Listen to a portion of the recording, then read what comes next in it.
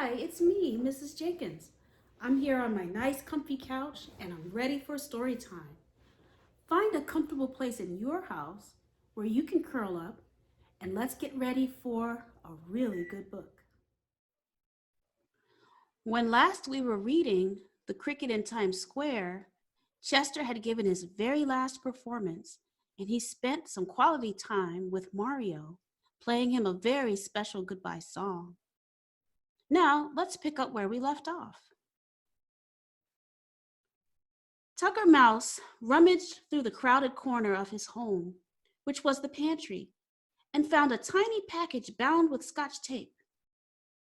I packed some supper for you to have on the train, he said.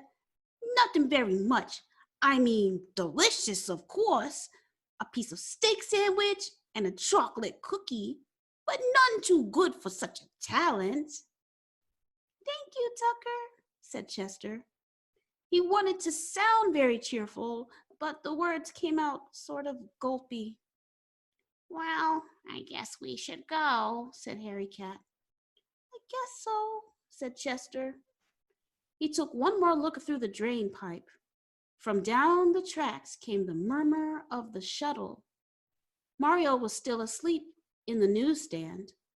The neon lights shed their endless blue-green glow. The cricket wanted to remember every detail. It's funny, he said at last. Sometimes the subway station looks almost beautiful. I've always thought so, said Tucker. Come on, said Harry Cat. He and Tucker padded along beside Chester, up to the sidewalk. Above ground, the night was fresh and clear, not as hot as summer or as cool as autumn. Chester jumped up onto Harry's back and took hold of the fur there.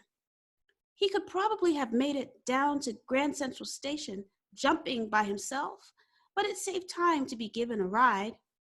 And crossing the streets would have been a problem too for a cricket raised in Connecticut. But Tucker and Harry were experts at traveling in the city. Not a single human being saw them as they glided soundlessly under the cars that lined 42nd Street. When they reached the station, Harry led the way through a maze of pipes and deserted rooms and back halls down to the level where the trains were. He was a great explorer, Harry Cat, and knew most of the secret ins and outs of New York City. The late local express was leaving on track 18. Chester hopped onto the rear platform of the last car and settled himself in a corner that would be out of the wind.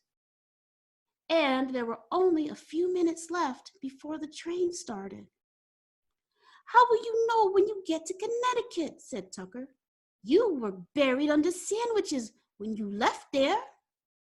Oh, I'll know, said Chester. I'll smell the trees and I'll feel the air and I'll know. No one said anything. This was the hardest time of all. Oh, maybe you could come back for a visit next summer, said Harry Cat, now that you know the way. A return engagement at the newsstand, said Tucker. Maybe I can, said Chester. There was another pause. Then the train gave a lurch forward. And as soon as it started to move, the three friends all found that they still had millions of things to say. Harry shouted that Chester should take care of himself. Tucker told him not to worry about the Bellinis, he would look after them. And Chester just kept chirping goodbye as long as he could. For a while, the two who stayed could see the cricket waving. But then the train rushed away into the darkness of the tunnel and was lost. They strained their eyes through the blackness. Did you hear another chirp? Said Tucker after a minute. Oh, come on, Tucker, said Harry. Let's go home. Together they tramped up to Times Square and down the drain. Neither one of them said a word. They looked out the hole. Mario hadn't waked up yet. "He's going to be very unhappy," said Tucker. Mama and Papa Bellini came up the stairs from the lower level, Mama gasping from the climb. Papa gently shook Mario awake. Suddenly, Mama's gasping stopped and she said, "Where's the cricketer?" They searched the newsstand completely but couldn't find him. Mama was sure that the man who tried to steal the bell had come back and kidnapped him. She wanted to call the police. Papa thought he might have stepped out for a breath of fresh air. But Mario was quiet, thinking.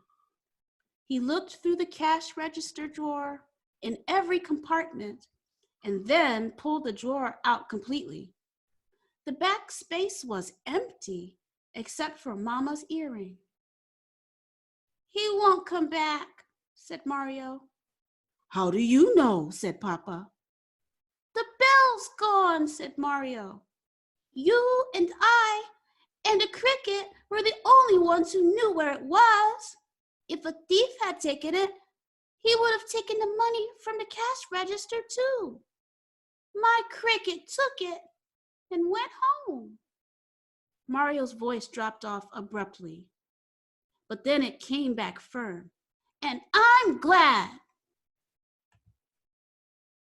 Mama was about to exclaim that she didn't believe it, but Papa put his hand on her arm. He said he wasn't sure, but it might be. Mario didn't say anything more because he knew. They put on the cover to the newsstand and went down to their subway. Tucker Mouse looked at Harry Cat.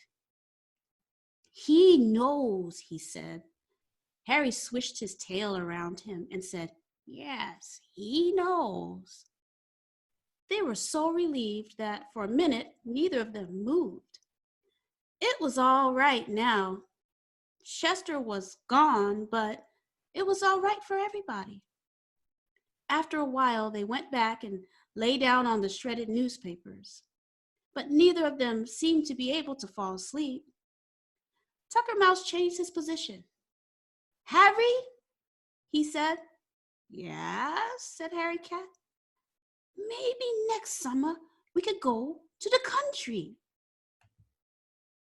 "Maybe we can. I mean, the country in Connecticut," said Tucker. "I know what you mean," said Harry Cat.